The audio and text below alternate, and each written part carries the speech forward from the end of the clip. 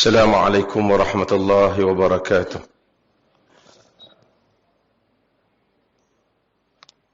الحمد لله نحمده ونستعينه ونستغفره ونعوذ بالله من شرور أنفسنا ومن سيئات أعمالنا. من يهده الله فلا مضل له ومن يضلله فلا هادي له. أشهد أن لا إله إلا الله وحده لا شريك له وأشهد أن محمدا عبده ورسوله أما بعد. Hadirin dan hadirat yang dirahmati Allah, saya baru sampai daripada kelompok wacana hudud, baru sampai sekejap ni. Dan saya ingat satu wacana yang bagus kerana berjaya untuk menempatkan sepentas PAS, UMNO dan mereka bincang tentang hudud dengan suasana yang harmoni, kecuali mungkin pada sisi yang akhir itu. Tapi berbincang dengan cara yang baik. Sesi saya bersama dengan Yang Berhormat Exco Kelantan, Datuk Dr. Fadli, Datuk Dr. Khairuddin Takiri, Dewan Ulama PAS, dan saya yang dipengerusikan oleh Tuk Sri Rizal Marikan daripada UMNO. Jadi satu sisi yang baik perbincangan, walaupun saya bagi dimensi pandangan saya dan mereka beritahu pandangan mereka. Dan saya ingat tadi Datuk Seri Reza Marikan kata jika sekiranya bil persendirian itu dibawa ke Parlimen, Kepala Batas berjanji akan menyokong hudud. Jadi itu yang Kepala Batas okeylah. Jadi satu perbincangan yang baik, kecuali pada sisi akhir tu ada Exco Ulama Muda Negeri Bana lah. Dia duk pergi perlipas orang nak bincang bagi jadi. Dia tentu jadi leceh sikit lah. Manusia ni macam-macam. Ada orang kadang-kadang dia nak tunjuk jadi hero, dia tak berhero sangat. Hero tak menjadi. Macam orang-orang yang telah begitu sedih dan sayu kerana darah mereka nak kena tukang. Tapi isu itu telah menarik perhatian isu lain, bukan isu tadi. Isu satu haiwan yang tidak dibenarkan disebut dalam bahasa Melayu, hendaklah disebut dalam bahasa Arab, iaitu khinzir. Sebab itu kita tidak kata membabi buta, tapi kita kata mengkhinzir buta. Dan semangat yang hebat, nanti saya akan ulas sikit tentang khinzir ni, tapi saya nak cerita. Semangat yang hebat tentang khinzir ni. Orang Melayu babi marah sungguh. Kan? Marah kat orang pun babi. Sekarang tak lah khinzir. Sopan sikit.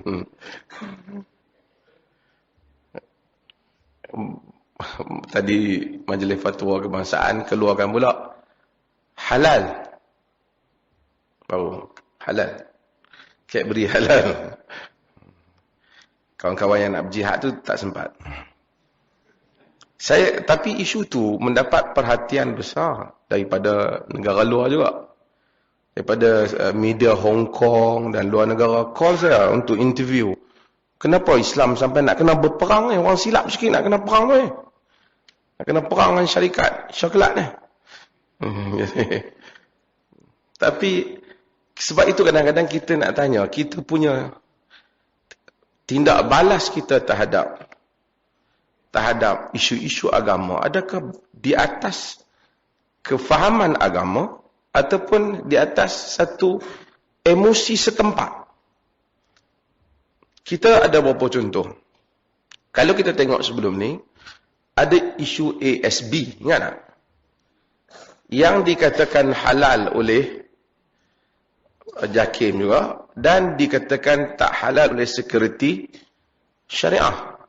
Saya semasa halal JAKIM ataupun Majlis Fatwa Kebangsaan memutuskan halal, bukan dia putuskan halal terlalu jelas sebenarnya. Saya masa tu ahli kepada Majlis Fatwa Kebangsaan kerana saya masa mufti boleh. Dia bagi tahu tentang bagaimana mereka akan wujudkan buat syariah dan seumpamanya dan keperluan, dan kita lihat dari sudut keperluan dan seumpamanya benda yang kecil-kecil betul boleh diselesaikan. Tapi seolah-olah ternyata sekuriti syariah kata macam tak selesai. Iaitu masalah kaunter Maybank yang membabitkan masalah ASB. Saya walaupun dulu saya berpendapat, Majlis Fatwa Kebangsaan adalah saya yang kuat. Tapi sekuriti syariah setelah berapa tahun, sekuriti syariah kata tak selesai. Benda yang diharapkan oleh Majlis Fatwa Kebangsaan itu. Kemungkinan kedudukan sekuriti syariah lebih kukuh kerana dia telah berapa tahun fatwa itu keluar. Dia semak balik keadaan perkembangan kepada ASB itu. Tak apalah. Tapi tak ada siapa buat demo. Kan? Ini sekeping surat tentang khinzir semua buat demo. Seorang menangis. Sedih nak pergi tukar darah. Ada kata nak pergi tapis darah, ada kata nak pergi tukar darah. Dan kata sedih.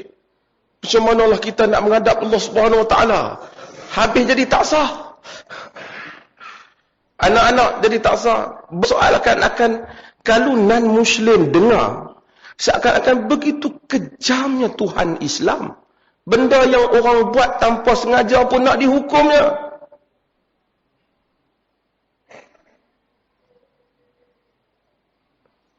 Satu orang Muslim buat tak sengaja. Dalam Islam ni tak sengaja ni Tuhan ampun. Bulan Ramadan. Bangkit ni lupa kata puasa. Bagi 3 pinggan nasi. 1 jam anak. Bini dia kata, abang ni. Tak puasa tak? Allah. Puasa ni. Tak apa. Sambung. Tak boleh kata tak, kalau kenyang sangat tak boleh. Boleh tak? Tuhan ampunkan. Tuhan ampunkan. Orang yang darurat. Makan dengan sengaja atau darurat. Ghairul dhab wala adin. Dengan cara yang tidak melampau lah. Wala baghin. Dengan cara yang tidak melampau. Famanid dharra min ghairi adin wala baghin. Dia dalam keadaan terpaksa.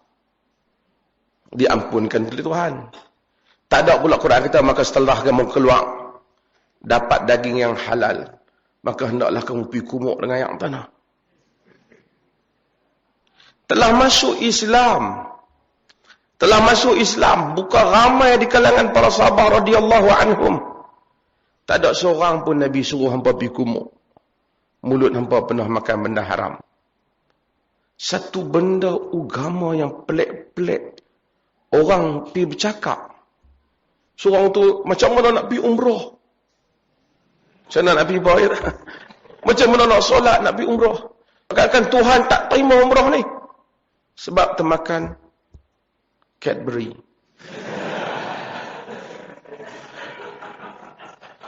Dan kita tidak sangka bahawasanya betapa ramainya pejuang-pejuang Melayu ini peminat Cadbury. Kita pun ingat lama dah tak makan Cadbury ni, kan? Rupanya ramai yang duk makan ni, kan? Ingat kau makan cekelat, cap semua perkasa je ke? Bagi lah.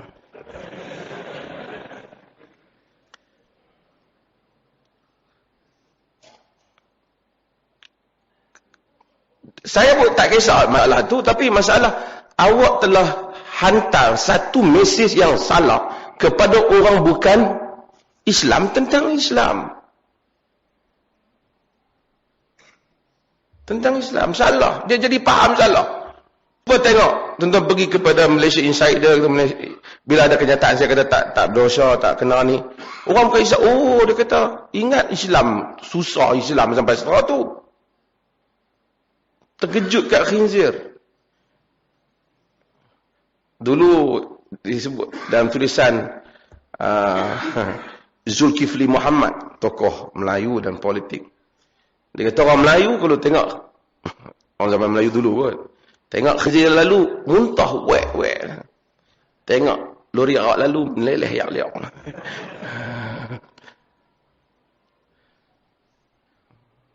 Tapi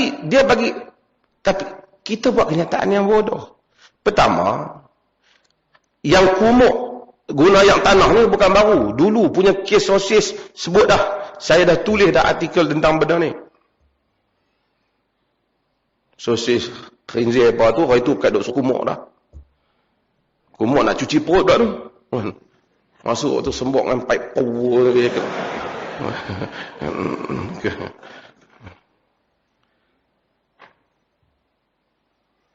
Para fuqaha sebenarnya hanya di dalam mazhab Syafi'i sebelum tu. Hanya di dalam mazhab Syafi'i yang menganggap bahawasanya, yang menyatakan khinzir dibasuh dengan 7 kali dan salah satunya dengan air tanah.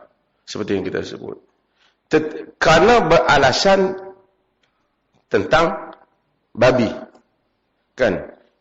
Ulughul kalb atau idza walaghal kalb fi ina'i ahadikum falyaghsilhu 7 marrat ulahunna biturab. Bila anjing jilat bekas kamu, ina bekas, basuh sebanyak 7 kali. Satunya dengan air tanah. Jadi para fuqaha, nas itu kita dah urai dulu, mungkin yang baru-baru tak. Nas itu para fuqaha berbeza pendapat. Pertama, satu mazhab berpendapat yang Nabi kata dalam nas itu ialah jilatan. Kalau dia jilat dah, kalau dia geser tak kena. Nabi kata wala ulur. Maksud jilat. Pasal lidah dia tu tak sama dengan basah badan dia. Dan lidah ada air liur dia. So kalau dia jilat, kita basuh 7 kali, salah satunya dengan air tanah. Dalam mazhab Syafi'i, dia luaskan sikit. Dia luaskan. Dia kata jilat tu basah, artinya kalau basah saja, sama. Anjing kalau sentuh kita cara basah, kita kena basah sebanyak 7 kali, salah satunya dengan dalam sebahagian kau, dalam Malik dan seumpama, dia kata basuh tu 7, salah satu dengan air tanah tu, dan sebagian riwayat 7, dalam sebagian riwayat 8. Dia kata yang tu lil irsyad. Maksudnya kalau nak buat boleh, sangat digalakkan, tak buat pun tak apa kalau hilang kesan. Pasal anjing pada zaman Nabi lintas. Sebab itu ada bab anjing lintas di hadapan orang salat. Yaqta'u salatu ahadukum mururul kalb wal mar'atu wal himar. Terpotong semayang kamu dengan lalunya anjing, wanita dan kaldai. Artinya anjing lalu. Okey. Khilaf dalam mazhab, dalam pandangan para fuqaha. Sebahagian kata kena jilat. Dan mazhab Syafi'i dia kata basah sama dengan jilat. Tapi dari segi saintifik, basah tak sama dengan jilat. Siapa yang ada di jilatan anjing tu tak sama dengan basah badan dia. Jadi kalau kita tengok pada mazhab lain, pegang anjing semua tak ada masalah apalah. Hatta dalam mazhab Syafi'i pun dia tak kata haram pegang anjing. Cuma disuruh basuh sajalah. Ini berbeza. Kita kena tahu benda haram, benda najis bukan haram dia pegang. Kalau tidak, tak boleh suci najis kita. Sebab apa orang tak cuci najis ni? Haram pegang. Dia kena buat perangai macam tu. Jadi kita kena cuci najis, kita cuci najis. Diri kita dan najis rumah kita dan seumpama. Dari para fuqaha khilaf dalam hal tu. Wallahu ta'ala alam, kalau lihat kepada nas, maka berkaitan dengan anjing ni jilat. Dia jilat bekas, kita basuh. Salah 7 kali, paling kurang 7 kali, salah satunya dengan air tanah. Ada riwayat yang sebut 8 dan seumpama. Okey. Mazhab Syafi'i dia perbesar sikit benda ni. Dia kata kalau anjing pun kena basuh 7 kali, babi lagi kena. Nas tak sebut babi. Bukan kerana orang Arab tak kenal babi. Kenal. Sebab dalam Quran ada sebut babi. Tapi nas tak sebut babi.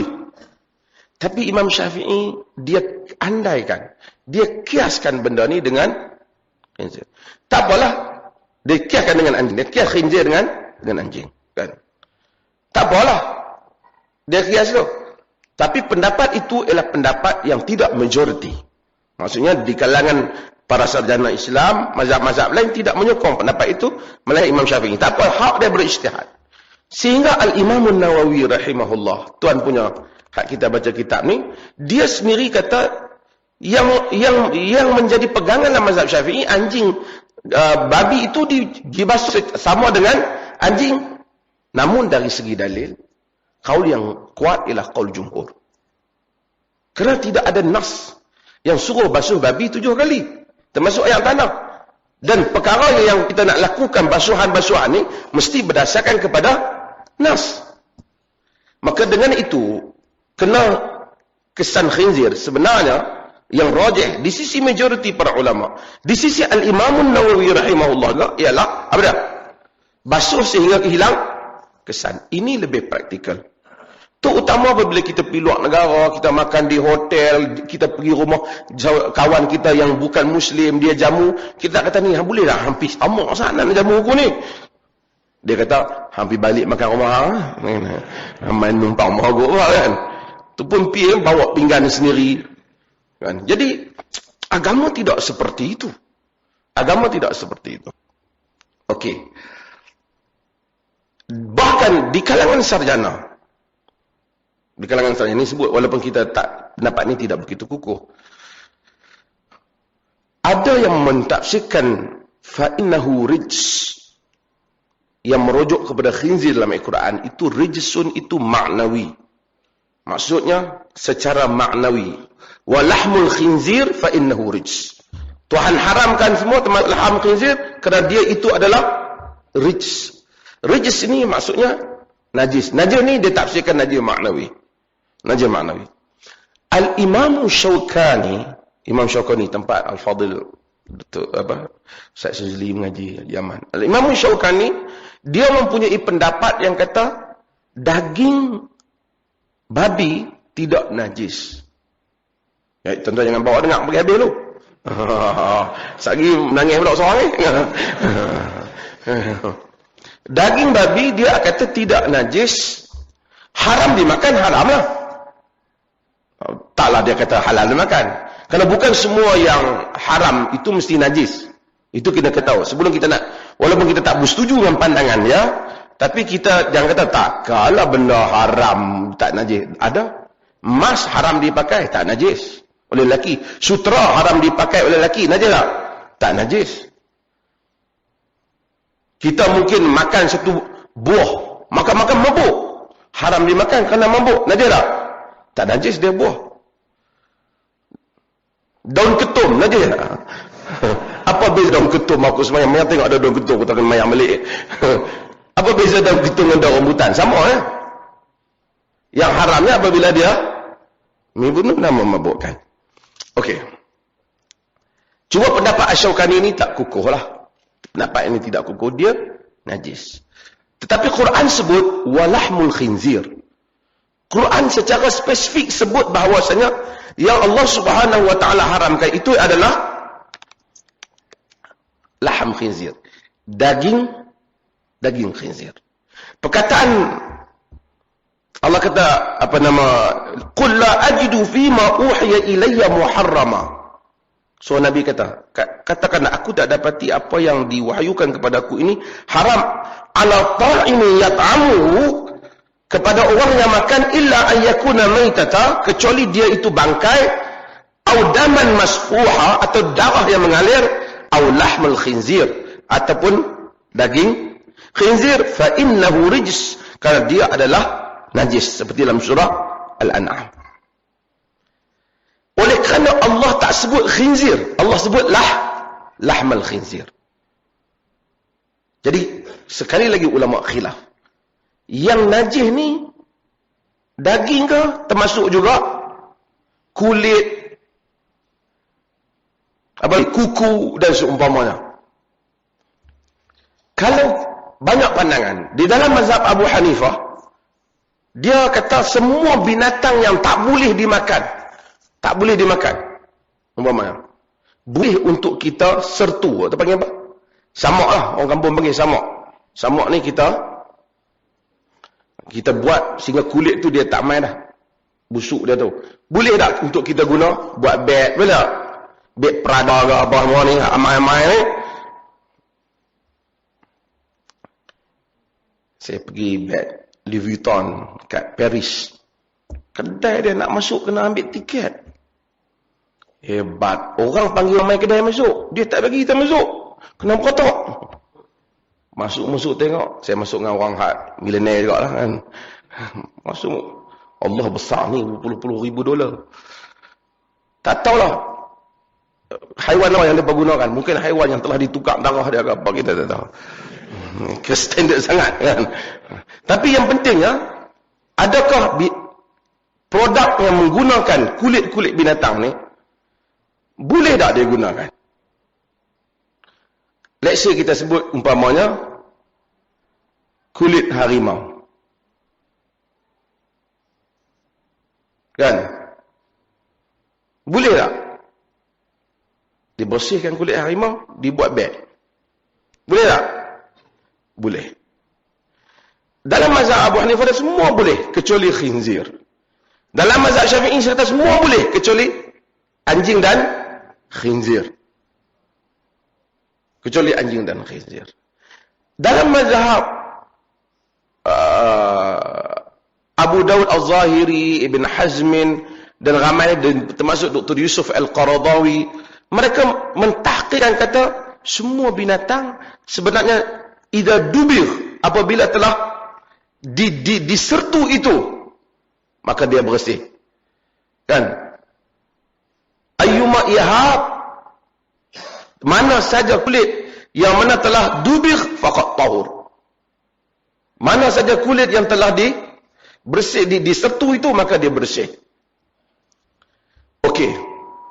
Daging harimau haram ke halal? Kulit dia boleh tak?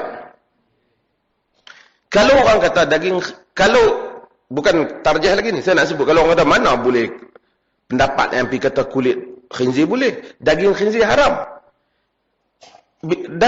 Daging singa haram tak? Haram. Daging rimau haram. Nabi SAW satu hari tengok dalam riwayat Sahih Al-Bukhari daripada Ibnu Abbas dan juga bahkan daripada Saudah binti Zam'ah, bahwasanya Nabi SAW pernah lihat bagaimana kambing yang mati bangkai. Nabi suruh sahabat ambil kulit dia dan setukan. Nabi kata innama semua yang diharam minal maitat, innama hurima minal maitatu akluha. Yang diharamkan daripada bangkai itu adalah minal maitati akluha, adalah makan dia. Kulit dia tak diharamkan. Maka sekali lagi ulama khilaf. Ada ulama khilaf. So dalam mazhab Syafi'i kulit babi tak boleh. Abu Hanifah pun tak boleh. Tapi dalam mazhab yang lain dia kata kulit babi haram dimakan tapi boleh buat benda lain. Dia kata kalau orang buat kasut ke apa, tidak haram dipakai. Jangan tuan-tuan balik nak pergi cari kulit babi pula. Orang pakai. Saya cerita tentang keluasan mazhab ni. Keluasan mazhab ni. Bukan kita, kalau orang tanya kita tak salah pakai. Tak kita galakkan industri khinzir tu pula kan. Tapi orang nak tanya, kalau orang pakai, tiba-tiba dipakai tali pinggang di semayang, adakah ulama sepakat kata tak sah? Tak sepakat. Yang tu saya nak beritahu, tak sepakat. Taklah sampai habis lah, tak semayang, tak terima dah.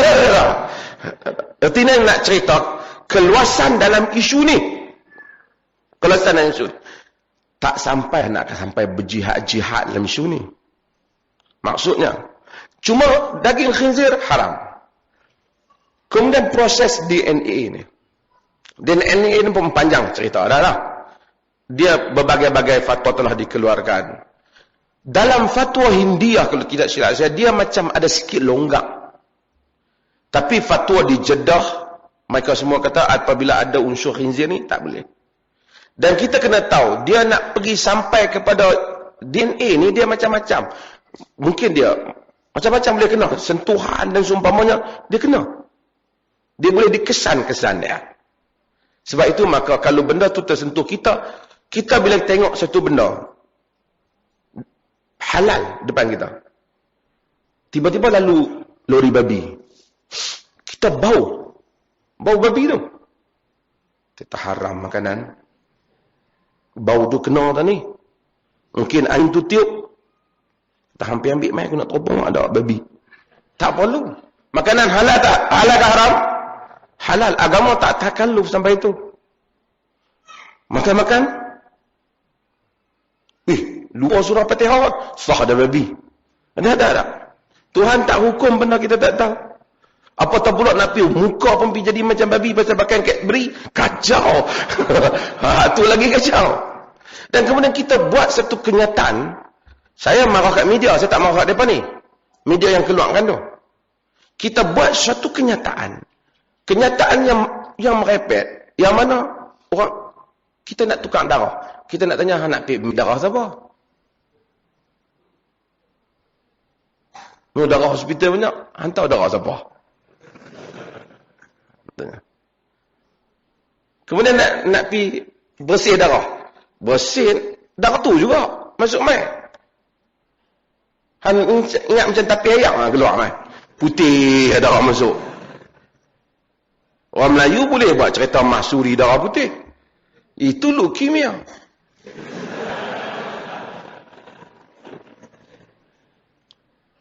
Para sahabat yang mulia pun mati darah merah. Mahsuri yang pergi bercinta masa suami dia tak ada, mati darah putih. Ikat Melayu. Marah Ismail. Saya tuan-tuan baca Salatin. Hikayat Melayu lama. Tang hikayat Melayu lama. Oh ni. Ada orang mati. Dalam hikayat Melayu lama, hanjebat.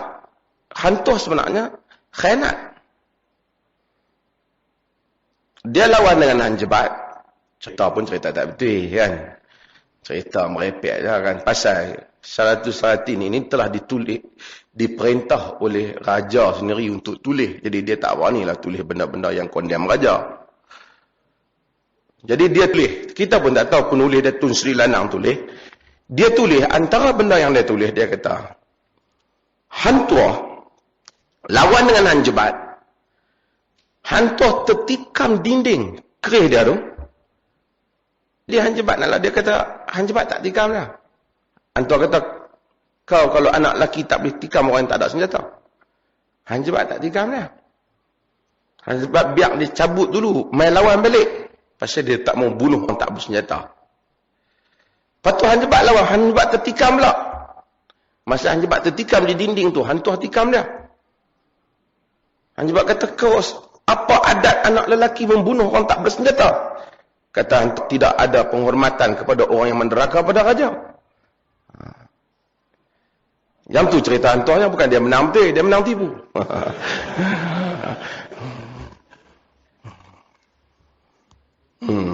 Masa kita cerita.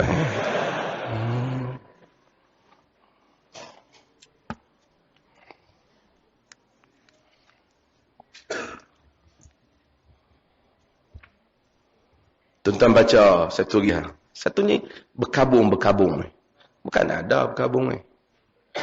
Isteri yang kematian suami dia 4 bulan 4 ashur wa 10. 4 bulan 10 hari. Hak lain tak boleh lebih daripada 3 hari. So Ummu Habibah lepas dia sedih Abu Sufyan meninggal, bapak dia lepas 3 hari, dia minta wangian untuk pakai. Sebab apa? Dia tak mau nanti menyanggahi hadis Nabi sallallahu alaihi wasallam. Nabi meninggal pun sahabat tak pergi buat tu. Sampai pakai serban separuh kepala ke apa? Jangan main tu.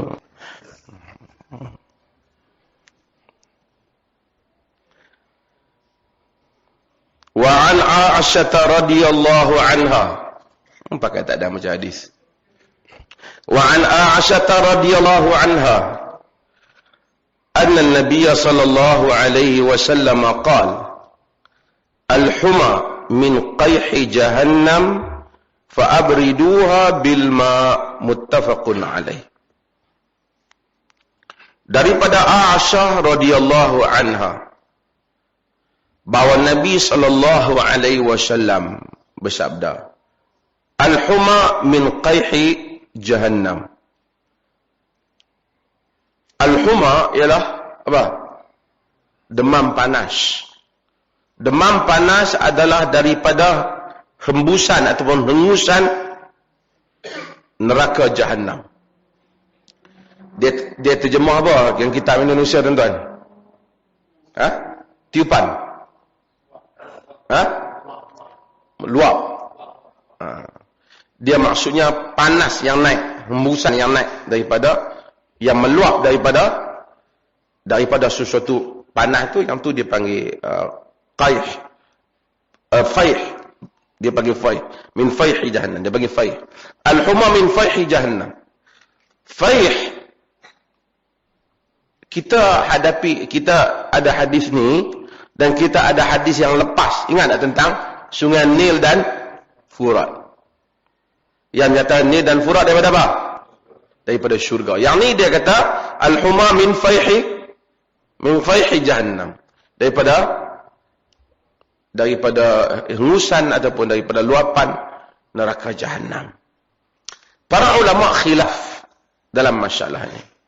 Adakah dia maksud betul-betul daripada neraka jahannam, ataupun dia bermaksud secara majazi, secara macam unsur kepanasan itu ialah unsur neraka. Jadi apa pun tak pentinglah, yang penting kepanasan itu unsur neraka lah. Panas kerana asal panas tu nar, dan neraka yang api yang ada dalam dunia ini juzuk daripada api yang hakikat yang ada di dalam neraka.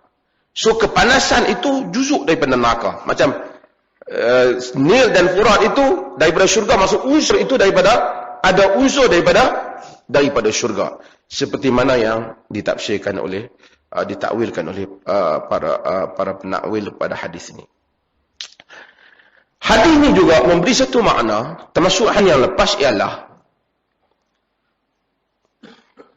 syurga dengan neraka ni ada ke tak lagi? Kiamat tak berlaku ke? Dah ada ke belum ada? Ini satu perbahasan pula di kalangan ahli kalam dan seumpamanya. Kerana mereka kata bahawasanya syurga ni kiamat tak main lagi. Ada ataupun tak? Walaupun mereka kata yang sahih syurga neraka dah ada. Benda ni kadang-kadang kita tak faham. Macam saya selalu sebut benda ni. Kalau kita tidak faham apa yang dikatakan time, apa yang dikatakan masa, yang Tuhan bersumpah dengan banyak kali dalam Quran tentang masa. Wal asr, lagi apa? Wal fajr, lagi apa? Wal lail. Sumpah semua. Wad duha. Tuhan bersumpah dengan masa. Kerana masa adalah makhluk Allah Jalla wa'ala. Masa adalah makhluk Allah. Masa adalah the most amazing thing yang Allah Subhanahu wa ta'ala cipta. Perkara yang paling dahsyat Tuhan cipta. Allah ciptakan masa, dan dia ambil kita bubuh dalam masa. Allah tidak ada baginya masa. Sebab tu wal awwalu wal akhir. Hak awal pun dia, hak akhir pun dia. Bukan hak, kalau dia hak duduk awal tang ni, ujung dia ada tengah-tengah pun dia juga lah. Tak. Dialah awal, dia yang akhir. Tang tu dia. So tak timbul untuk orang tanya siapa sebelum Allah. What's come before God? Tak ada. Tak boleh tanya. Sebab apa? Sebab before and after tidak ada di dalam Tuhan, tidak terikat dengan itu. Bahkan dialah yang menciptakan sebelum dan selepas. Kerana dia yang menciptakan masa. Bila dia yang menciptakan masa, dia boleh buat dengan masa. Benda ni dah ada, tak ada. Mungkin orang yang telah mati 2000 tahun lepas, azab kubur dia, dengan orang yang mati, mungkin kita fikir tak adil. Buruklah orang yang mati dulu. Azab kubur dia lama. Duk tunggu kiamat main lambat. Kan? Allah boleh menjadikan panjang dan pendek masa itu menurut kehendak Allah Azza wa Jalla. Maka jangan heran orang yang duduk di atas katil dia, kita tengok 5 tahun dia sakit. Dia mungkin rasa 5 bulan. Mungkin orang yang rasa duduk sakit 5 bulan, dia rasa macam 15 tahun. Kerana Allah yang menguruskan masa. Maka dia menghukum manusia dengan cara yang dia kehendaki. Sebab tu Allah bila nak hukum manusia berbagai-bagai cara. Kita tengok Allah dia mati. Saat dia sakit mati dah. Pada jahat dia tu. Kita tak tahu. Kita nampak saat. Di sisi Tuhan tak tahu. Berapa lama. Sebab itu di akhirat. Bi alfin sanatin mimma ta'udun. Quran kata. 1 hari di sana sama dengan 1000 hari. Sebab tu bila kita mati. Kita tak tahu. Allah tanya. Kam labistum. Orang-orang yang masuk neraka ditanya pada kam labistum fil ardi adada sinin. Berapa lama kamu duduk dalam dunia? Jawab apa? Labisna yawman au ba'da yawmin fas'alil 'adin. Kami duduk sehari ataupun setengah hari. Kita duduk lama ni duk kira aku lama dah kerja. Cemui tak pencen-pencen ni. Orang lain duk seraya pencen duk tengok dalam cermin. Macam mana aku boleh kedot ni? Dia duk kira nak tua kan? Allah Subhanahu wa taala semua hak hidup ni 80 tahun, 100 tahun. Balik hatta Firaun. Berapa lama dia kata? Hatta pengikut Nuh.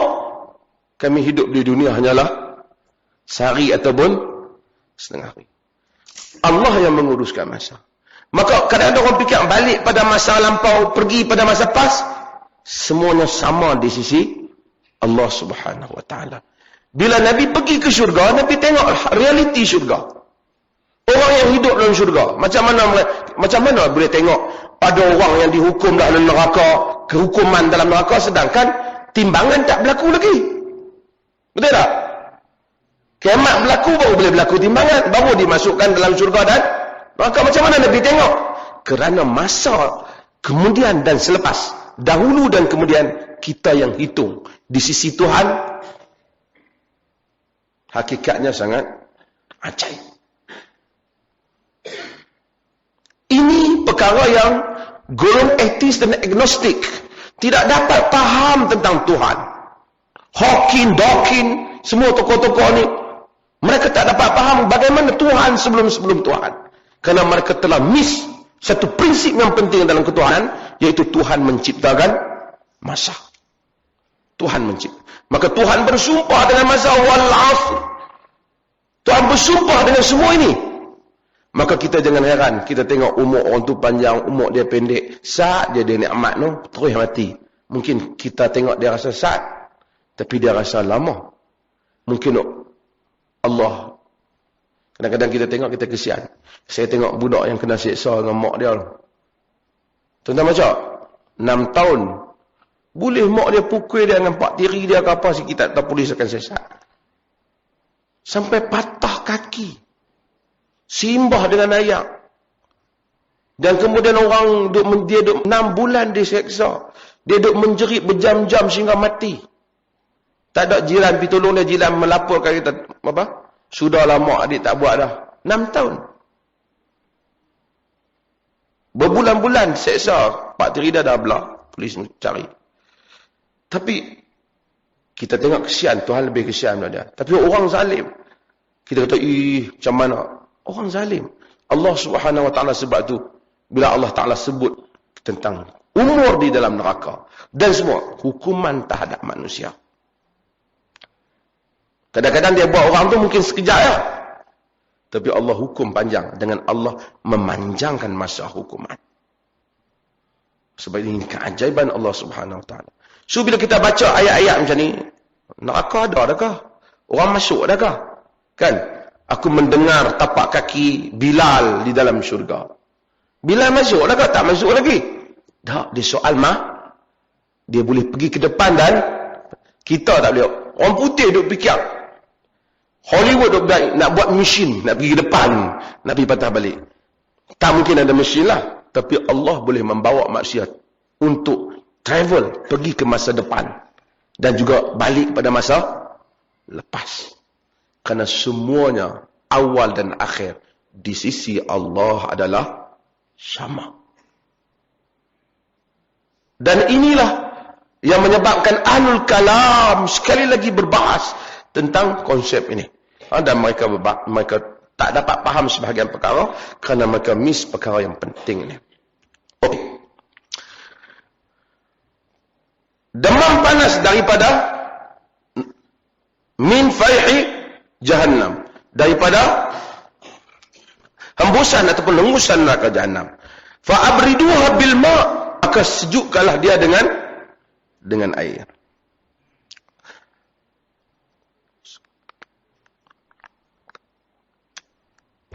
Hadis ni ada beberapa bahasan. Bahagian yang pertama satu ucapan, dan bahagian yang kedua berlaku perbahasan. Sejukkan demam panas ni dengan air. Nabi SAW tak sebutlah nak buat macam mana dengan air ni. Nak jurui ke, nak bagi dia minum ke. Nabi kata sejukkan. Secara umumnya mazhab tentang perubatan Nabi, macam mana kita sebut, ada terbahagi kepada dua mazhab. Satu mazhab yang menganggap apa saja yang Nabi cakap tentang perubatan ini, dia adalah wahyu daripada Tuhan. Maksudnya bukan Nabi cakap sendiri. Benda ni wahyu. Termasuk yang berpendapat begini Al-Imam Al-Bukhari, Al-Imam Ibn Qayyim dan beberapa ramai di kalangan ahlul hadis, mereka cenderung kepada aliran ini. Di kalangan para ulama ada yang berpendapat hadis-hadis perubatan ini bukan daripada wahyu. Bukan wahyu. Yang ni sembang biasa Nabi. Kerana Nabi itu anak ataupun ibnu bi'atih, anak kepada persekitarannya. Siapa yang berpendapat begini? Beberapa ramai yang berpendapat begini.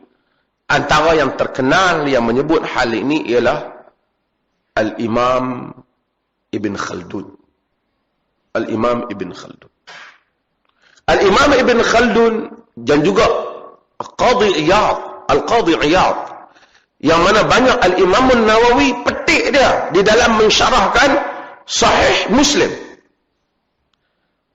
Dia juga berpendapat perkara-perkara yang berhubung dengan perubatan ini, Nabi bertindak berdasarkan kepada keadaan masyarakat yang maklumat biasa yang masyarakat ada. Contoh, mereka bagi dalil apa? Dalil hadis Muslim yang selalu kita baca. Nabi pernah jalan, Nabi tengok ada sekumpulan orang debungakan tamar. Dan Nabi kata bahawasanya benda tu tak ada apa untuk mereka buat. Nabi tak larang, Nabi kata tak ada apa faedah untuk mereka buat. Dan mereka berhenti daripada buat. Bila mereka berhenti, dah sampai kata Nabi kata tak payah buat. Tamar tidak berbuah dengan lebat. Bila tamar tak berbuah dengan lebat, hadisnya dalam Sahih Muslim. Bila tamar tak berbuah dengan lebat, orang bagi tahu balik kepada Nabi SAW.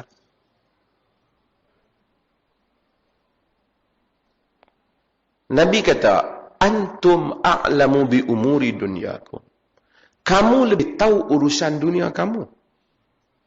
Idza amartukum bi syai'in min Allah fakhudhu bihi.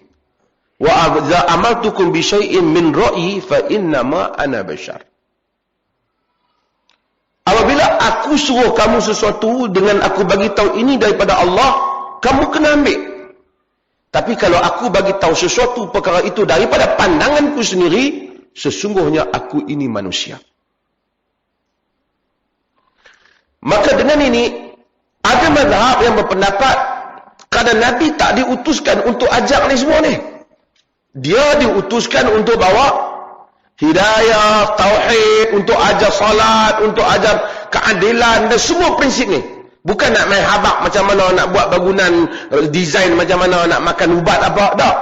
Semua yang Nabi habak ni adalah berkaitan dengan keadaan semasa. Nabi react kepada apa yang ada di persekitaran baginda sallallahu alaihi wasallam. Umpamanya, bila Nabi kata habbatu sauda syifa min kulli da. Habbatu sauda ubat bagi penyakit. Nabi sebut itu bukan menunjukkan habbatu sauda is the best. Kata mereka. Kerana Nabi sebut kerana itulah ubat yang available, yang ada di kalangan orang Arab. Takkan Nabi sebut bunga teratai atas pokok di Gunung Kinabalu ke apa? Dia akan sebut benda yang bersiap, yang ada di kalangan masyarakat. Tapi Nabi tak pernah bagi tahu nak makan habbatus sauda tu segenggam ke? 2 genggam ke? Nabi tak bagi tahu. Nabi kata dia jadi ubat, dia syifa, dia boleh jadi ubat.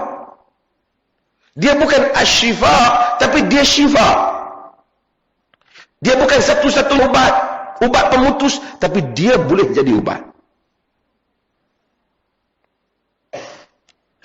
Ibn Khaldun, dia berpendapat semua yang Nabi cakap tentang benda ni, yang ni Nabi bukan Tuhan yang perintah, ini adalah Nabi berinteraksi secara biasa daripada adat Arab. Tetapi Al-Imamul Bukhari, Imam Ibn Qayyim juga, dia berpendapat dah ini ada unsur wahyu. Sebab tu Nabi tak detail. Kita wallahu taala alam, kita kalau ambil 2 pandangan ini, kalau kita kata unsur wahyu pun sebenarnya kita tengok tak ada masalah apa, kerana Nabi bukan detail. Macam dia kata fa abriduha bil ma, sejukkan dengan air. Kalau orang masukkan air, doktor masukkan air orang pandai, termasuk. Cuma bila orang, yang salahnya bila orang pergi ambil satu ubat habbatus sauda, dia bubuh, buat kopi kada, dia kata ni kopi Nabi. Yang ni demam banyak. Yang ni yang demam banyak. Yang buat leceh ni, game lega ni. Game lega ni buat leceh. Pasal dia pun nak buat bisnes. Dalam ada orang pergi habak kata nak tukar darah, ada dah Facebook pergi tawar siapa yang nak tukar darah yang pernah makan Cadbury 3,500. Dia boleh buat tukar darah. Mungkin dia bekam sampai keluar kucut semua, lepas tu dia pam masuk beli ikut telinga.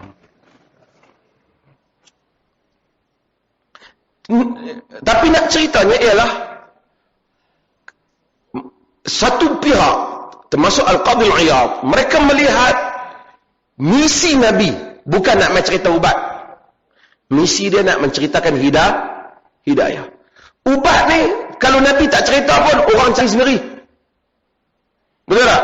Manusia sakit mesti cari ubat. Di negara China, orang China, di China, macam-macam jenis ubat. Bukan ada, mereka tu bukan percaya Tuhan pun sebahagian mereka. Macam Buddha bukan God-centric. Dia bukan percaya, dia bukan berpaksikan Tuhan kepercayaan mereka. Tapi mereka cari ubat. Kerana manusia bila sakit dia cari ubat. So Nabi tak datang untuk bagi tahu ubat. Jadi kadang-kadang orang ni bila duk cerita ubat. Baru ni ada orang tanya saya tentang Nabi ni, tentang Islam suruh makan buah-buahan. Buah-buahan, dan kemudian adalah jenis-jenis buah apa dia jual. Anak kata pertama Nabi SAW, pemakanan sihat. Nabi makan hak sihat, yang tak ada kolesterol, yang tak ada apa semua. Anak kata Nabi ni, dia hidup, dia ni bukan profesor, universiti, orang kaya, web ni apa ke, atau ni menteri ke, bini menteri ke, yang makan nak kena sukat. Dia pejuang. Orang bagi benda masak pun dia makan. Dia tak tolak. Dia jalan, orang bagi kurma, dia makan, dia tak kata ni aku makan yang elok lah, ajuh yang lain. Dia tak kata. Bahkan baginda telah diracun kerana telah makan apa? Kambing yang dihidangkan oleh wanita Yahudi. Bukan saya nak anti benda ni, tapi kita jangan, oleh kerana kita nak commercialize sesuatu, kita berlebih-lebihan. Nabi ni dia makan, Nabi makan ikut time. Dia kata, anda kata ente ambil mana? Betul lah makan ikut time tu bagus. Tapi Nabi dalam hadis pernah keluar daripada rumah dia tengah malam kerana lapar. Dia tanya Abu Bakar pun keluar oleh. Dia kata, Allazi akhrajaka wallazi akhrajani. Yang mengeluarkan kau daripada rumah kau, dia juga mengeluarkan aku. Iaitu al-ju', iaitu apa? Lapar. Bukan Nabi kata, oh malam ni nak minum dia tom yam, esok tak ada semua tu. Masa mereka gali parit khandak, mereka ikat batu di perut mereka. Tapi mereka boleh berjuang dan membina empire. Betul tak? Kita makan sihat, tapi tak berjuang bawa badan, duk elok gitu. Duk tengok depan cermin, elok aku badan aku. Teratur tak boleh buat apa pun. Kan? Bukan ada bina empire apa pun. Kan? Dah kali bentuk, duk tidur macam tu kan? Nak kata pandai sangat pun tak. Dunia teknologi internet. Ni dua tangan ni. Boleh cakap. Budak 2 tahun pandai. Kan? Kat mana kita tak tengok? Daripada tunggu bas sampai masukkan tandas. Tak ramai yang ingat walaupun 10 hadis.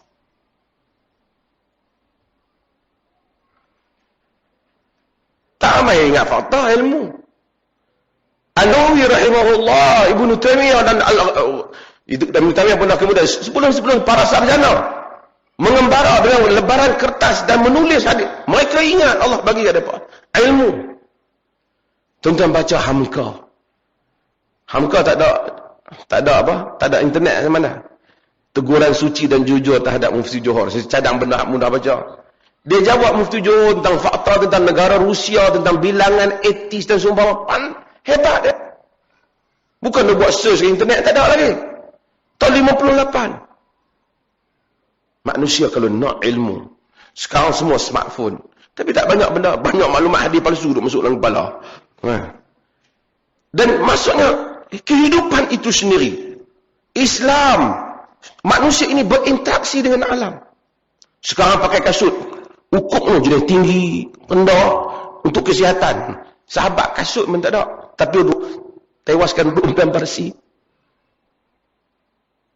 Sebab manusia menggunakan, mobilize, utilize segala kemampuan mereka untuk mencari keredaan Allah. Allah berkati kemampuan mereka. Bukan soal kerana makan pagi ukur banyak ni banyak ni. Dah.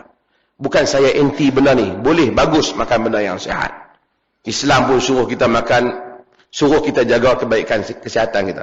Suruh kita jaga sihat, suruh badan kita dapat manfaat. Badan kita dapat manfaat. Kan? Dan ini yang saya nak sebut dalam hal ini berkaitan dengan perubatan Nabi sallallahu alaihi wasallam. Dan sebab tu kadang-kadang orang kata Nabi, tengok Nabi slim. Saya tanya kawan kata, ente tahu mana Nabi slim? Nabi dalam hadis yang diriwayat juga dalam Abu Daud, apabila dia umur dia meningkat, dia sedikit gemuk. Sebab tu dia solat menggunakan tungkat. Dia sedikit ittakhadahu lahma, dia mula gemuk sikit. Biasa orang, kan manusia. Dia naik sikit, badan dia naik sikit. Tapi badan tu telah berkhidmat untuk agama. Taklah kita suruh orang jadi gemuk. Kan? Orang kata orang paling hebat ni, perut buncit kepala botak. Tapi tak betul.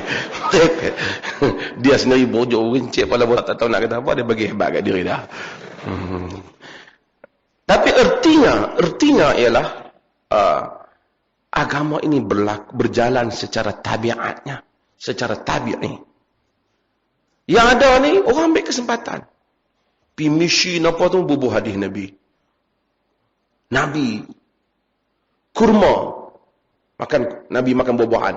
Itu kurma. Syekh, kurma memang makanan Arab. Bukan saja Nabi makan, Abu Jahal makan.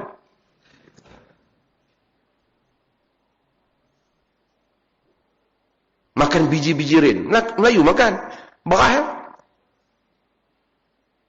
Tapi yang salah ialah kulu washrabu wala tusrifu. Makan dan minum dan jangan berlebihan. Nabi SAW kata, fa'abriduhu bil ma'. Maka engkau hendaklah sejukkan ia dengan air. Al-Imam Ibn Qayyim, Al-Imam Ibn Hajar Al-Asqalani sebut tentang masalah saya nak kaitkan, nak kembangkan hal ni, iaitu tentang habbatus sauda. Habbatus sauda, Imam Ibn Hajar kata dia sesuai untuk ikut negeri. Jadi Nabi sebut dalam konteks negeri macam Madinah. Karena ada negeri yang tidak sesuai penggunaan kadar-kadar itu. Dan ini kita akan tengok dalam beberapa hadis yang lain. Wallahu ta'ala ala, kita buka pada soal jawab.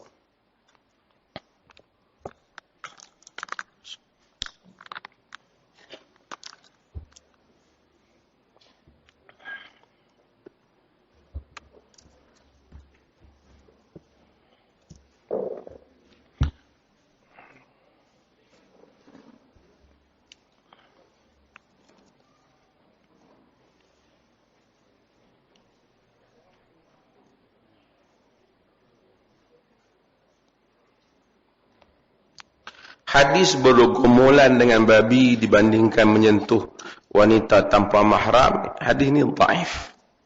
Dhaif.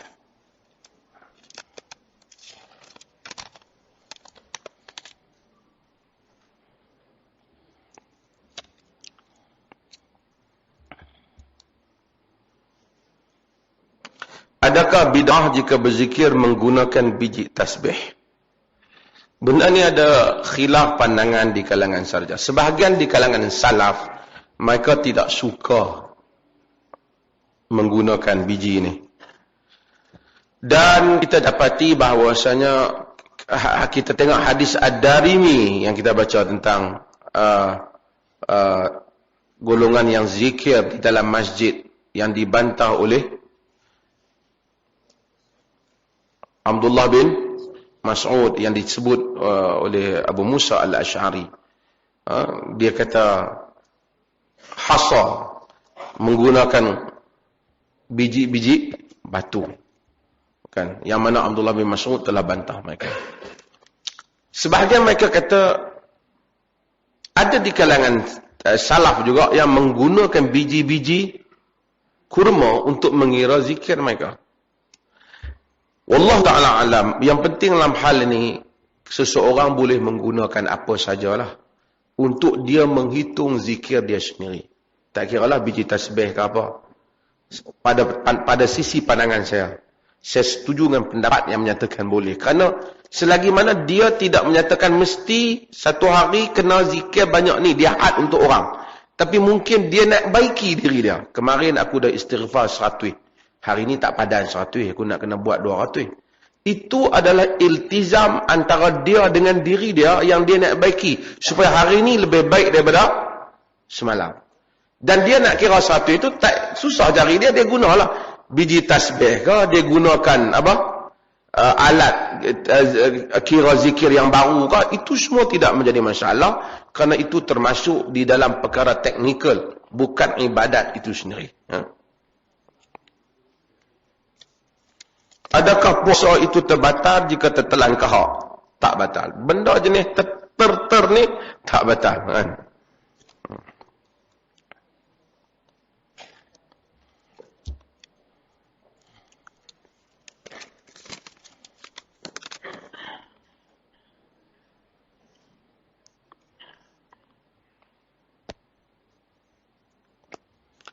Saya adalah seorang anggota penjara. Saya berdosa kerana terlibat dalam hukuman penjara, sebat, rotan dan gantung sampai mati. Kerana hukuman-hukuman ini bukan hudud dan ta'zir.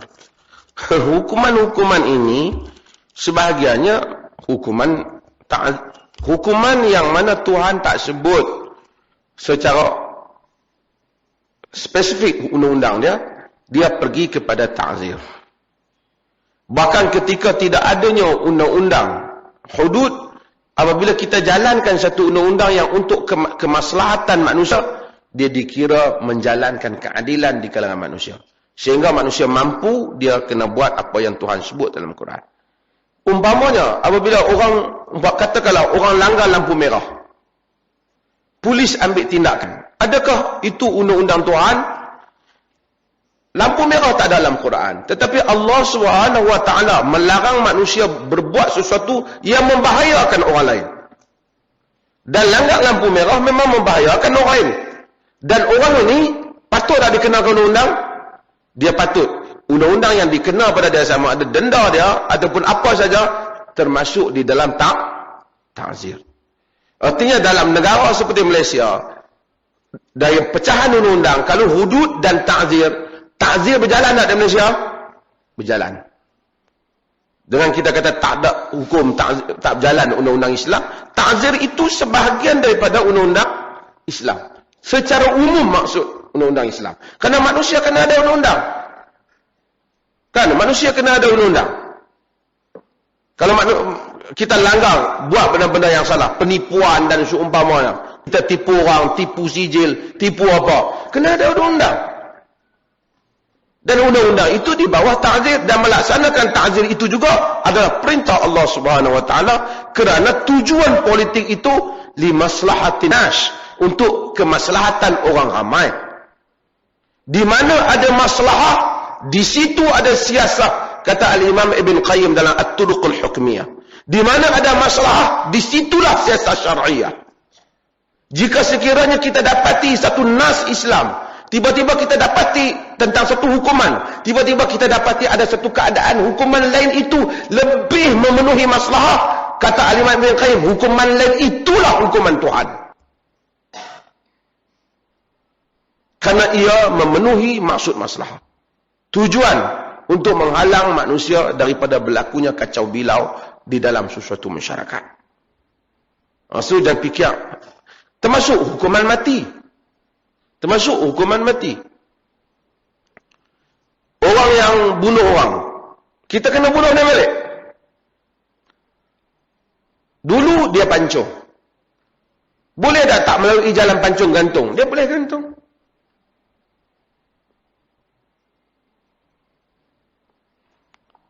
Walaupun ada khilaf di kalangan para sarjana, tapi takkan nak biar orang yang bunuh orang langsung tak bunuh. Mesti orang menjalankan hukuman. Gantung sebahagian daripada qisas. Cumanya yang tak betulnya ialah kita kadang-kadang lembaga pengampunan tu kita bagi ke orang lain. Sultan apa hak tu tak apa kena. Yang boleh ampun ialah dalam kes membunuh orang waliyud dam. Siapa dah? Keluarga si mati. Bukan keluarga hak nak mati tu. Keluarga mangsa yang dibunuh. Dia bunuh satu orang, kata keluarga dia kata, tak apalah. Bunuh pun tak guna juga. Dia dah bunuh dah mati dah. Kita maafkan dia, dia kena bayar diat. Jadi harta dia pindah mai kat kau ni. Yang dapat dengan kadar diat lah. Dia orang tu ada hak. Undang-undang tak ada dah. Cuma nak kena baiki. Dan nak baiki itu bukanlah kerja orang hak kerja di penjara apa teman. Yang ni ahli undang-undang. Ahli undang-undang. Cuma yang salah ni bila kita bertindak di luar undang-undang, kan? Polis umpamanya. Kita jumpa tahan orang tak tentu salah lagi, tendang, tampak lebih kurang. Dan nanya dia tengok bukan budak ni. Kita yang ni semua Tuhan tak lupa apa yang kita buat ke orang.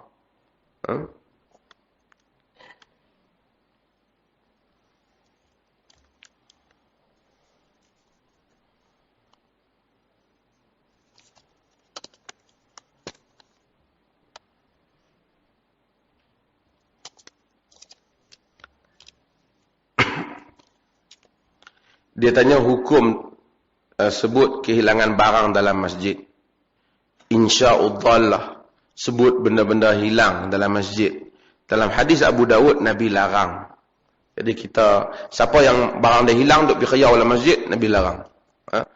Jadi untuk elakkan hadis tu, dia boleh buat apa benda lah. Dia boleh tak di luar. Kerana masjid ni bukan kerja dia, duk pergi habak barang. Apatah lagi ustaz kata, tuan-tuan, lepas ceramah ni boleh saya dah bawa barang sikit, tuan-tuan nak beli. Ini semua kita kena sebut, moga Allah rugikan engkau. Kalau ikut hadis. Kerana masjid bukan tujuan dia untuk itu. Pasal apa orang boleh kempen barang, orang lain pun nak kempen juga. Kalau semua orang nak main kempen buat iklan dalam masjid, rosak masjid. Nak meniaga kat luar.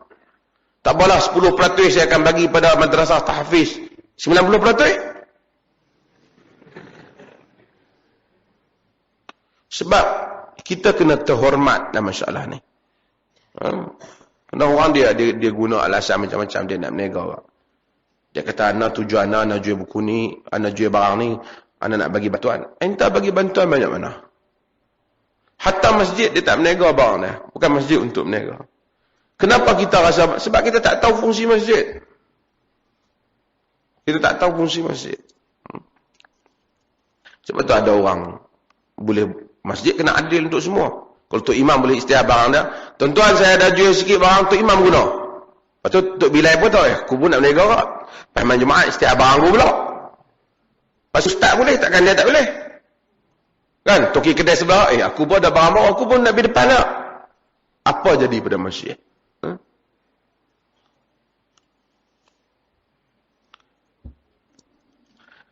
Adakah Alexander the Great, iaitu Zulkarnain yang dimaksudkan dalam masjid? Allah Ta'ala alam. Kemungkinan besar bukan dia lah. Pasal cerita tu tak sama.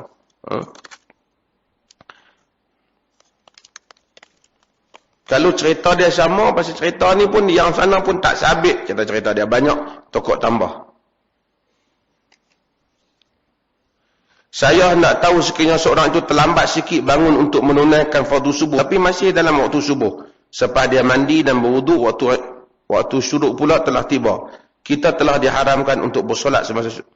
Jadi dalam situasi bagaimana seorang hendak solat? Tuan-tuan, yang pertama apabila satu orang tu bangun subuh dan waktu subuh masih ada, dia tak boleh berlengah-lengah sehingga keluar pada waktu subuh. Dia kena solat subuh. Tetapi kalau dia bangun dah cerah, baru matahari pun naik. Sama seperti hadis yang diriwayatkan oleh Al-Imam Al-Bukhari di mana Nabi bangun dan Nabi dalam perjalanan tengok-tengok dah cerah. Nabi suruh sahabat semua bangun bergerak dan pindah ke tempat lain. Waktu dah habis. Dan di sana Nabi masih lagi suruh Bilal untuk azan. Okey. Hadis ini menunjukkan bahawasanya ada beberapa perkara. Pertama, kalau kita dah katakanlah kita bangun dah keluar 7 suku. Boleh tak kita mandi dulu? Boleh. Sebab hadis ni Nabi dah bangun-bangun dah lewat tapi Nabi pun masih bergerak lagi. Pergi ke tempat lain. Tidak buat immediately. Terus baginda buat. Kedua, bila waktu subuh kita, masa kita nak buat tu. Cuma kita buat urusannya. Kita mari-mari, kita tak mandi lagi. Kita pergi mandi dulu. Untuk kita rasa tak boleh nak semayang dalam keadaan kita, katakanlah hangat kepala ke apa. Kita mandi dulu, kemudian kita salat. Waktu dah keluar. Kok mana pun. Boleh. Dan itu adalah waktu kita. Waktu kita. Jadi adakah niat qada ke apa? Tak, niat tu naik. Yang penting tu pasal kita nak sebut adaan, qadaan.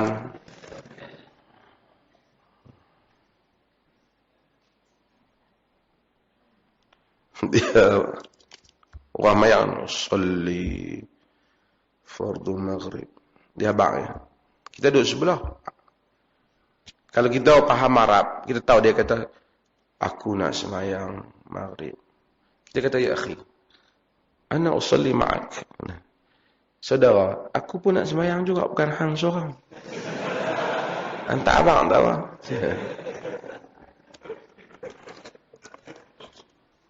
Dia doa abang, kita tak tahu nak abang siapa, kita nak semayang, dia nak cakap. Tentu faham tak? Dia nak semayang, dia dah abang. Usalli. Kita mungkin tak tahu, pasal kita orang Melayu tak faham bahasa Arab. Usalli maksud apa? Aku semayang. Cuma terjemah Melayu Sanskritnya, sengaja aku hendak semayang. Aku solat lah. Usalli. Aku sedang solat. Usalli. Fardhu maghrib. Aku semayang maghrib. Jadi kita tanya, habis aku sebelah hang, semayang apa? Tak insyaAllah. Lepas tu dia abang kata 3 rakaat. Hantar abang, tak apa, aku pun tahu 3 rakaat. Mana ada orang buat 4 rakaat.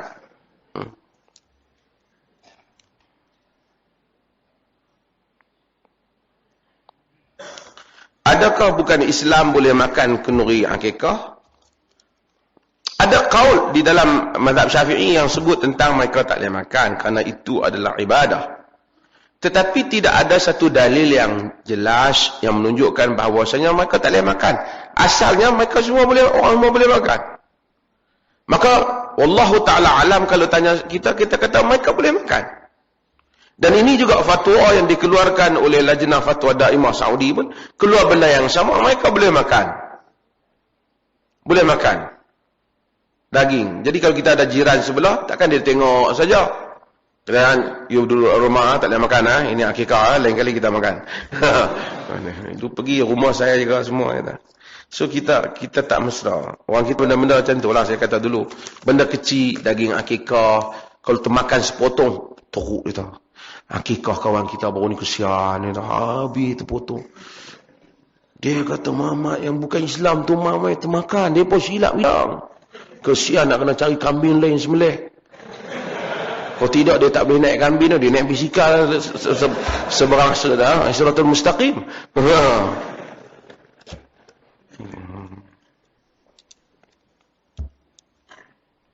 Kita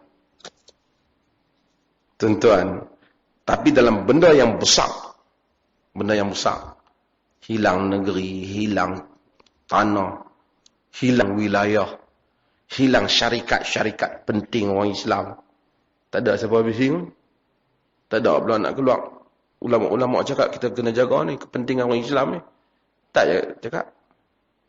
Macam kawan yang termakan khinzir tak sengaja tu 00 poin berapa. Oh, kacau.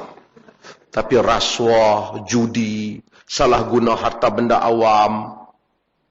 Ini tak ada pula orang nak cakap betul-betul. Allah sedih, rasuah. Tak ada. Orang tanya kaya, hebat. Kita punya persepsi agama tu tak berapa elemen dia lari. Sebab ini yang kata agama yang bersifat emosi. Agama yang bersifat emosi. Kita tak tahu hak mana benda besar dalam agama, hak mana benda yang Tuhan maafkan. Tuhan maafkan.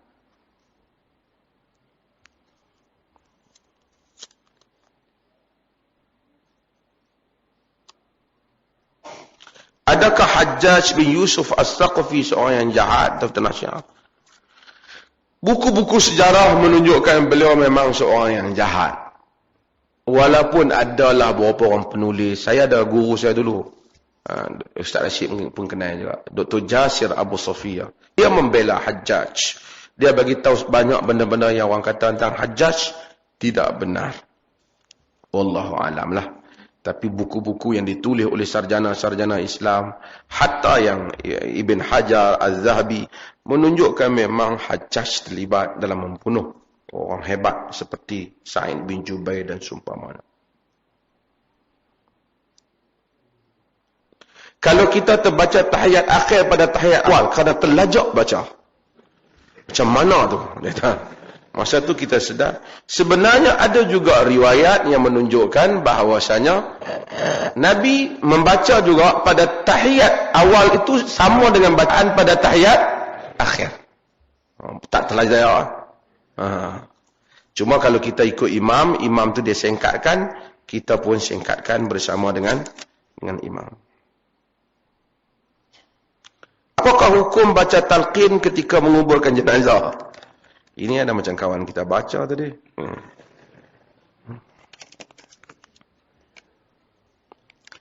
Tuan-tuan, ada perkataan dari Al-Bazzar yang Nabi sebut bahawasanya laqinu mautakum la ilaha illallah.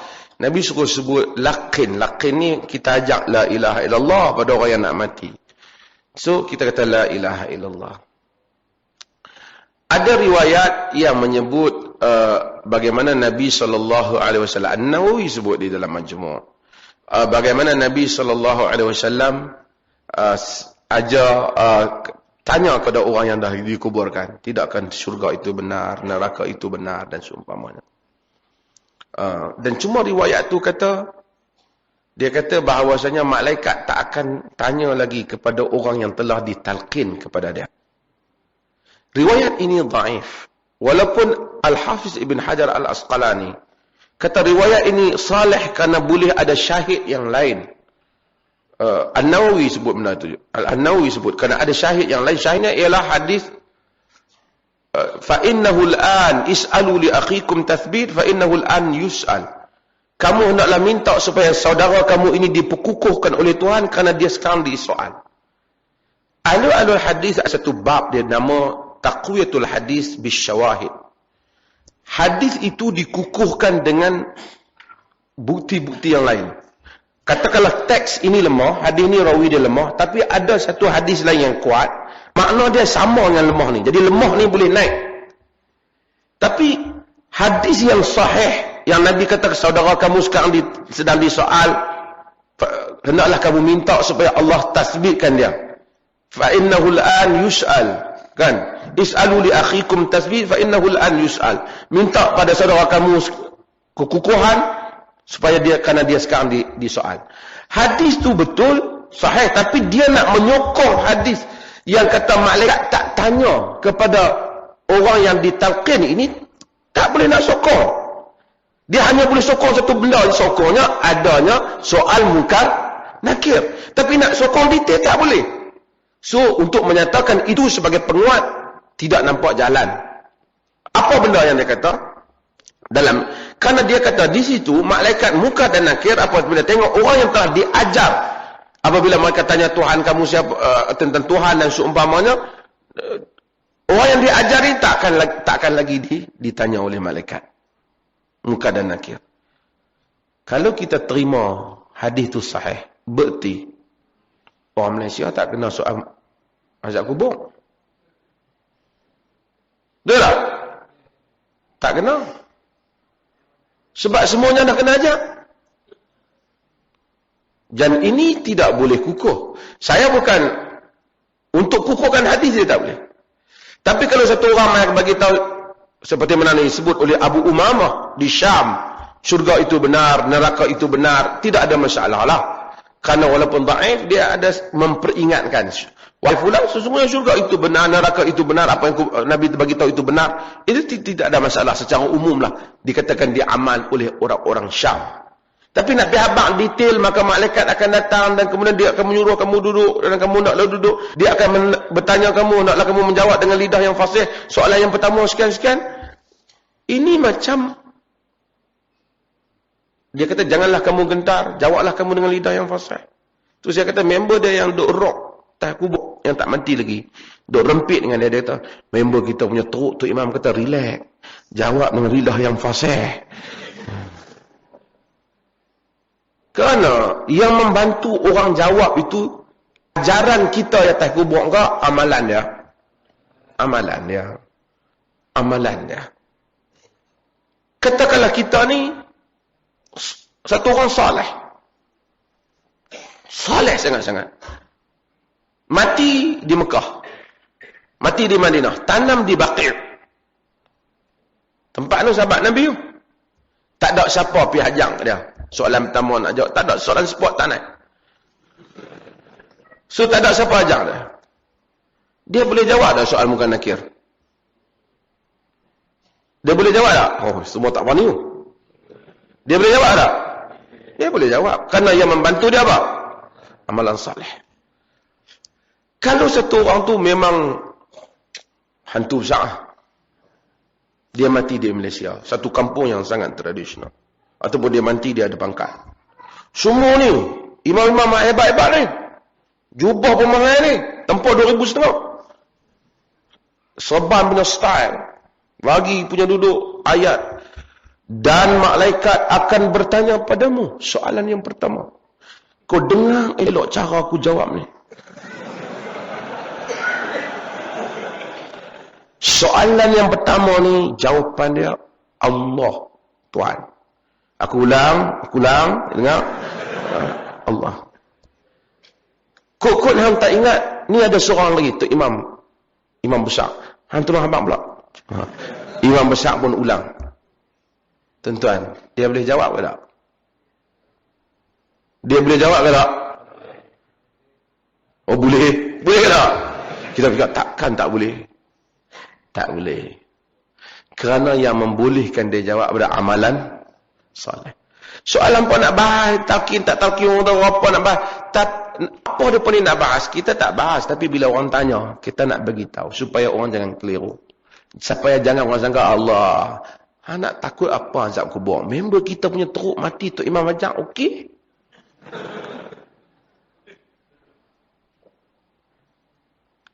Akhirnya kita merendahkan benda ni. Kita merendahkan benda ni. So, para sahabat radhiyallahu anhum telah mati. Mereka pergi mati di Arab yang tak disebut. Mereka jawab dengan amalan saleh mereka. Jawab dengan amalan saleh. Jangan kita duk fikir aku tak apa, tu imam member baik aku. Ni aku mati ajak aku dah elok jangan nak main-main ajak aku. Tak apa, mati specialnya. Aku tulis kita atas nota begitu tak terbelakang kata. Agak keliru semasa kami ni hang boleh study tu. Tak boleh. Tak mungkin. Sebab tu kita jangan kelirukan orang. Saya bukan saya nak sebut izabah. Ini dah sebut ni memang masuk tajuk ni panas kan.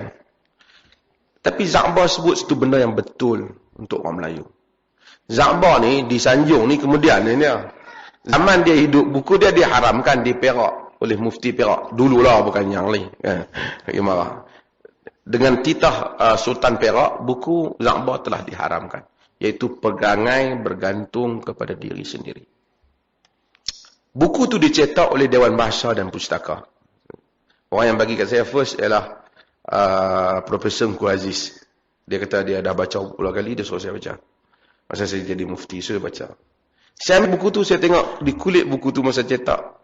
Ada beberapa perkataan Za'bah yang menarik. Za'bah kata, orang Melayu hendaklah bergantung dengan diri mereka. Orang Melayu ni telah diajar sehingga tak boleh hidup tanpa bergantung dengan orang. Kalau nak menega, kata Za'bah, kalau zaman tu, kalau tidak dibantu orang, dia tak boleh berniaga. Nak belajar, kalau orang tak bagi duit ke anak dia, tak boleh belajar. Semua. Dalam hidup semua bergantung. Sehingga dia diajar sehingga mati.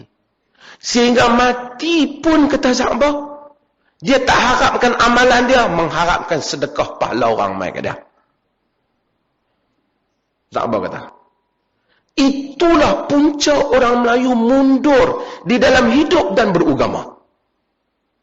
Sebab sentiasa diajar supaya bergantung ke orang. Dia bukan nak beramal amalan soleh, tak apa. Aku tak tahu Tok Imam ajak. Masa hidup dia tak main masjid pun tanya Tok Imam, mati Tok Imam ajak. Tak apa, tak apa. Hang Tok sama mengaji lagi, mati kau abang, aku selesai.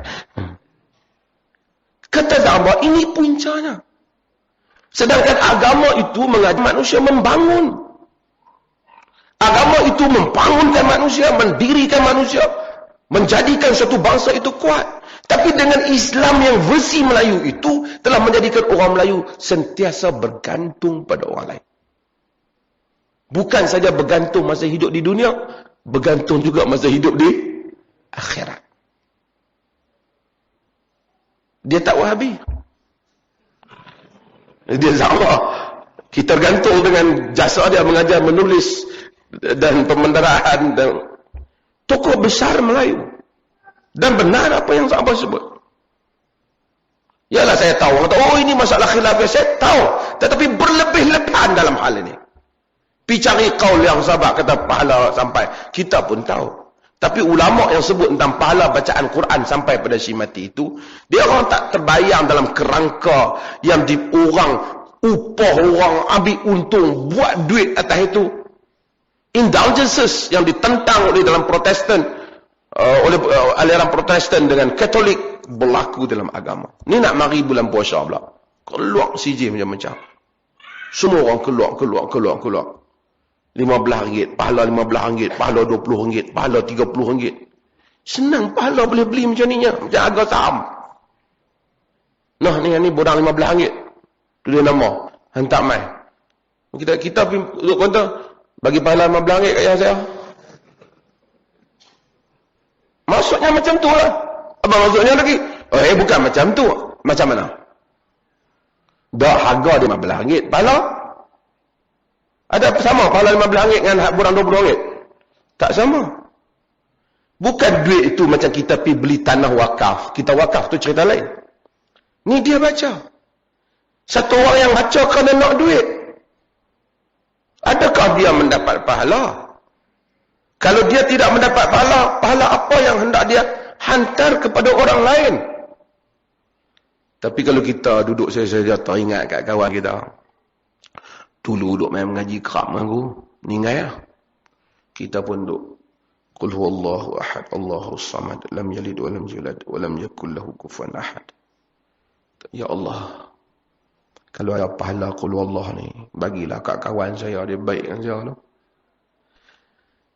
Allah mustajabkan doa itu, seperti yang pendapat Ibnu Salah dan juga sebahagian dalam Sadah Hanafiyah, dalam mazhab Hanafi dan seumpamanya. Sampailah. Kalau Allah mustajab. Benda yang berlaku secara nature. Di atas kasih sayang. Ini benda yang disusun. Di sebahagian negeri, dibuat, ada pula. Ni nak buat pahala kat ayah saya. Nak hak package mana? Ya. Yang 2,500, 3,000. Ini benda, orang kata, pasal apa hampa suka kalut benda ni? Tak kalut. Kami kalau nak buat, pun boleh. Tetapi benda ini memberikan kesan negatif cara fikir agama kepada orang Islam. Sebab tu kerana yahmilu hadzal ilm min kulli khalafin udulu, kata Nabi. Yanfuna anhu tahrif al-ghalin wa imtihal al-mubtilin wa ta'wil al-jahilin. Ilmu ini akan dibawa bagi setiap generasi udulnya, orang yang amanah terhadapnya, yang akan menafikan daripada ilmu ini tahrif al-ghalin, penyelewengan orang-orang yang melampau, wa imtihal al-mubtilin, tokoh tambah ahli-ahli batil, wa ta'wil al-jahilin, dan takwilan orang-orang jahil. So itu adalah peranan ahli ilmu. Mesti menghapuskan yang pertama ialah golongan yang melampau. Nak agama melampau. Agama ni dia bukan suka, hang lagi melampau lagi bagus. Agama tak mau. Tahriful ghalin, penyelewengan orang melampau, Tuhan tak mau. Sebab tu agama lawan khawarij. Orang-orang yang nak beribadat sampai nak mau tengok anak bini. Agama tengok kenapa? Nak agama tapi melampau. Wantihal mubtilin, tokoh tambah orang yang ahli batil. Agama tak ajak dia tambah mai ke atas. Kita lawan. Satu lagi apa? Ta'wil jahilin, jahil bodoh duk pi tafsir agama. Itu yang pelik-pelik bunyi tu, kan? Kadang-kadang orang ni kita tak tahu. Tengok tak tahu cerdik ke bodoh, cakap-cakap confirm bodoh. Siapa kerja ni? Yahmilu hadzal ilm min kulli khalafin uduluh. Ilmu ini akan dibawa oleh golongan ini. Mudah-mudahan Allah selamatkan kita. Wassallallahu ala nabiyyina Muhammad walhamdulillahi rabbil alamin.